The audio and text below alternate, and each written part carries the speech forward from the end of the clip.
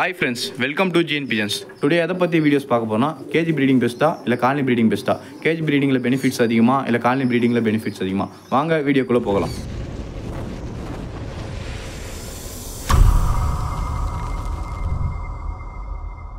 First பார்த்தீங்கன்னா KG மெத்தட்னா என்ன, colony மெத்தட்னா என்ன, வாங்க பார்க்கலாம். கேஜி மெத்தட்னா செப்பரேட்டாக நம்மளுக்கு பிடிச்ச வெரைட்டியை சூஸ் பண்ணி செப்பரேட் கேஜியில் போட்டு ப்ரீட் பண்ண தான் கேஜி மெத்தட். காலனி மெத்தட்னா நம்மளுக்கு பிடிச்ச ஒரு 10 வெரைட்டியோ இல்லை 5 வெரைட்டியோ இல்லை ஒரே வெரைட்டியில் மல்டி கலர்ஸில் பேர்ஸ் சூஸ் பண்ணி ஒரு மொத்தமாக ஒரு 10 ரூமில் மொத்தமாக ஒரு 10 பேரும் போட்டு மொத்தமாக ப்ரீட் பண்ணது பேர் தான் காலனி மெத்தட். கேஜி மெத்தடோடைய பெனிஃபிட்ஸ் என்ன அப்படின்னு பார்த்தீங்கன்னா, கேஜி மெத்தடில் பார்த்தீங்கன்னா செப்பரேட்டாக நம்ம ஒரு கேஜியில் போடுறதுனால ப்ரீடிங்கில் எந்த கிராஸும் எந்த சேஞ்சஸும் வராது. அதனால் அது பொறிக்கிற 2 குட்டியும் பக்காவாக பார்த்தீங்கன்னா ப்ரீட் பண்ணி பக்காவாக வளர்க்கும். அது என்ன ரீசனு அப்படின்னு பார்த்தீங்கன்னா, நம்ம ஃபுட்டும் தண்ணியும் பார்த்தீங்கன்னா கேஜியில் பக்கத்துலேயே வைப்போம். அதனால் அதுக்கு வந்து முக்கால்வாசி வேலையே என்னவாக இருக்கும் பார்த்தீங்கன்னா, அந்த தீனியை சாப்பிட்டு அந்த குட்டிக்கு ஊட்டுற வேலை தான் கரெக்டாக இருக்கும். காலனி மெத்தடில் பார்த்தீங்கன்னா அதுங்க வேறு புறாங்க வந்து டிஸ்டர்ப் பண்ணோம், இல்லை அது ஃபுட்டு நம்ம பார்த்தீங்கன்னா காமனாக மொத்தமாக போடுவோம். அந்த ஃபுட்டை வந்து சாப்பிட்டு போயிட்டு ஒரு குட்டிக்கு தான் பார்த்தீங்கன்னா ஊட்டும். 2வது குட்டி ஊட்டத்துக்கு சாப்பிட்றதுக்கு திருப்பி வரும்போது பார்த்தீங்கன்னா ஃபுட்டு வந்து வேறு புறாங்க சாப்பிட்றோம், காலி ஆகிடும். பத்தாது காலனி மெத்தடில். நம்ம எவ்வளோ ஃபுட்டு போட்டாலும் காலனி மெத்தடில் பார்த்தீங்கன்னா காலி ஆகிடும். அதுக்கப்புறம் பார்த்தீங்கன்னா குட்டிங்களை வந்து கரெக்டாக வளர்க்காது. இதுதான் வந்து காலனி மெத்தடு. நெக்ஸ்ட்டு கேஜி மெத்தடுக்கும் காலனி மெத்தடுக்கும் என்ன டிஃப்ரெண்ட்னா, ஒரு இன்ஃபெக்ஷன் வருதுன்னா அந்த இன்ஃபெக்ஷன் பார்த்தீங்கன்னா ஒரு கேஜியில் மட்டும் இருக்குன்னா அந்த ஒரு கேஜில் தான் மோஸ்ட்லி இருக்கும்.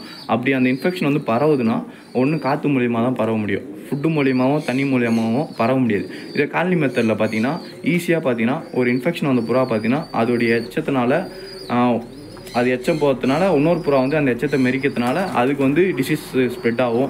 நெக்ஸ்ட்டு பார்த்தீங்கன்னா அந்த ஃபுட்டு டிசீஸ் வந்த புறா வந்து ஃபுட்டு சாப்பிடுதுன்னா அந்த ஃபுட்டு மூலிமா டிசீஸ் ஈஸியாக ஸ்ப்ரெட் ஆகும். நெக்ஸ்ட்டு பார்த்தீங்கன்னா தண்ணி குடிக்கும், தண்ணி மூலியமாகவும் ஈஸியாக ஸ்ப்ரெட் ஆகும். அந்த புறாவும் இன்னொரு அந்த நோய் வந்த புறாவும் நல்லா இருக்க புறாவும் சண்டை போடுறதுனாலையும் டிசீஸ் வந்து ஸ்ப்ரெட் ஆகும். காற்று மூலியமாகவும் ஈஸியாக ஸ்ப்ரெட் ஆகும். எல்லா வழியிலையும் பார்த்தீங்கன்னா காலனி மெத்தடில் பார்த்தீங்கன்னா ஈஸியாக வந்து பார்த்தீங்கன்னா டிசீஸ் வந்து ஸ்ப்ரெட் ஆகும். நெக்ஸ்ட்டு கேஜி மெத்தடோடைய மைனஸ் என்ன, காலனி மெத்தடோட ப்ளஸ் என்ன.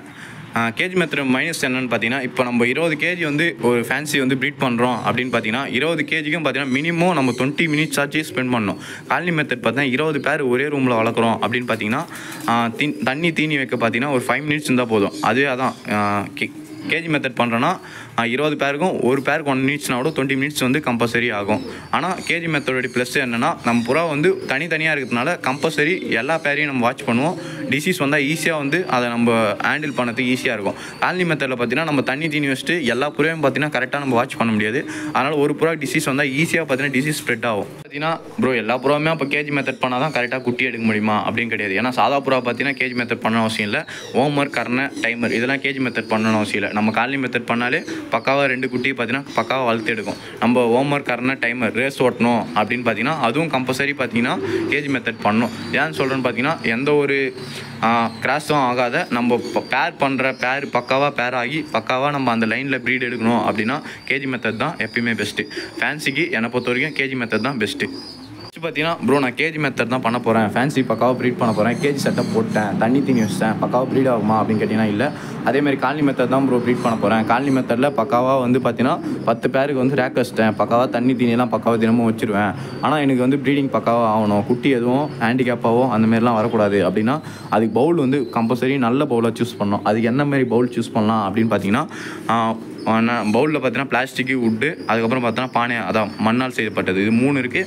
3ல் பார்த்தீங்கன்னா என்னை பொறுத்த வரைக்கும் பெஸ்ட்டு எதுன்னு பார்த்தீங்கன்னா மண்ணில் செஞ்சது தான் பெஸ்ட்டு. ஏன்னா புறாவுடைய வேஸ்ட்டை பார்த்தீங்கன்னா ஈஸியாக பார்த்தீங்கன்னா பவுல் வந்து ஈத்துக்கும். நெக்ஸ்ட்டு பவுலில் போகிற மெட்டீரியல்ஸு பல பேர் என்ன பண்ணுவாங்க பார்த்தீங்கன்னா வைக்கோல் வைப்பாங்க, எம்சண்ட் வைப்பாங்க, இல்லை சாதா மண் வைப்பாங்க. பார்த்தீங்கன்னா மணல், ஆற்று மணல் தான் பார்த்தீங்கன்னா பெஸ்ட்டு. ஏன்னா ஆற்று மணல் சூஸ் பண்ணிங்கன்னா 40 டேஸ்க்கு ஒன் டைம் பவுல் க்ளீன் பண்ணால் போதும். அதே வேறு எதனா சூஸ் பண்ணிங்கன்னா 5 டேஸ்லேருந்து 10 டேஸ்லேயே பார்த்தீங்கன்னா செட்டில் ஆகிடும்.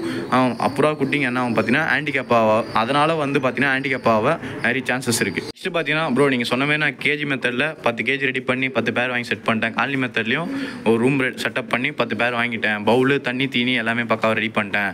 இதோட பக்காவாக ப்ரீடிங் ஆகுமான்னு கேட்டிங்கன்னா இல்லை. ஏன்னா வந்து புறாவுக்கு வந்து ப்ரீடிங் ஆகிறதுக்கு ஒரு சில சப்ளிமெண்ட்லாம் யூஸ் பண்ணோம். ஃபஸ்ட்டு பார்த்தீங்கன்னா ஃபுட்டு யூஸ் பண்ணுறோம். ஃபுட்டு பார்த்தீங்கன்னா கம்பல்சரி பார்த்தீங்கன்னா மிக்சடு ஃபுட்டு தான் யூஸ் பண்ணோம்.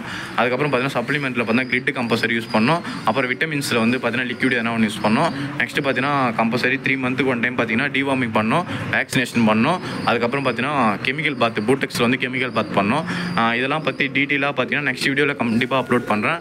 என்னென்ன ஃபுட் யூஸ் பண்ணுறோம், என்னென்ன மெடிசன் யூஸ் பண்ணுறோம், அது எப்படி ப்ரொசீஜர் எப்படி ஃபாலோ பண்ணுறோம் அப்படின்னு சொல்லிட்டு நெக்ஸ்ட் வீடியோவில் கண்டிப்பாக அப்லோட் பண்ணுறேன். இந்த வீடியோ பிடிச்சிருந்தா லைக் பண்ணுங்கள், ஷேர் பண்ணுங்கள், கமெண்ட் பண்ணுங்கள் அண்ட் சப்ஸ்கிரைப் பண்ணுங்கள். அதுக்கப்புறம் உங்களுக்கு என்ன வீடியோ நெக்ஸ்ட்டு வேணும்னு சொல்லிட்டு கண்டிப்பாக கமெண்ட் பண்ணுங்கள். நெக்ஸ்ட்டு அந்த டாப்பிக்கில் கண்டிப்பாக வீடியோஸ் அப்லோட் பண்ணுறோம். நான் உங்கள் Nirmal, pigeons to the future in Tamil.